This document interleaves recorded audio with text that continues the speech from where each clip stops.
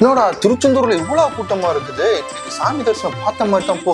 ஆமா மாப்பிள்ள, என்னடா அது இத்தனை பேர் எங்கிருந்தா வர்றானுங்க? என்ன ஒரு ஐடியா பண்ணலாமா? மாமா நீ சொன்னாரு வெளியே ஐயர் நிப்பாங்க, ஒரு ஆளுக்கு 1000 ரூபாயாமா. ஐயர் நிக்கிற கேட்டு பாப்போமா? டேய் இவனை பார்த்தா முரட்டையரா திரியறான்டா, கேட்டு ஏதாவது திட்டிக்கிட்டு போறப்பறாடா. கேட்டு பாப்போம். சாமி சொல்லுங்க. தரிசனம் பார்க்கணும். ஃப்ரீ தரிசனம்னா இப்படி போங்க, சிறப்பு தரிசனம் 100 ரூபாய் இப்படி போங்க. சிறப்பு தரிசனம் அதாங்கானு சிறப்பு தரிசனம் 100 ரூபாய் இப்படி போங்க. இல்ல சாமி, போன பசங்க வந்தாங்க. ஓ, சிறப்பு தரிசனம் அவளே சொல்லிட்டாளா? என்ன சாமி? சாமி கேக்கல. ஓய், பப்ளிக்ல ஒவ்வொரு டைம் சொல்லிட்டு இருக்க முடியாது. ஓய், ரீவைண்ட் பண்ணி கேட்டுக்கோங்க. ஒருத்தருக்கு 1000 ரூபாய், 2 பேர்னா 2000, 5 பேரா வந்தா ஒருத்தருக்கு ஃப்ரீ. என்ன இது பகல் கொள்ளையா இருக்குது?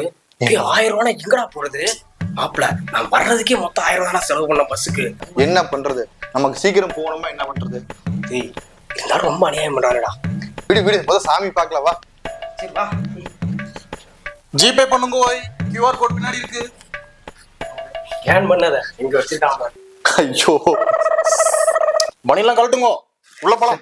சரி, மூலவர் தரிசனம் கோடி புண்ணியம்.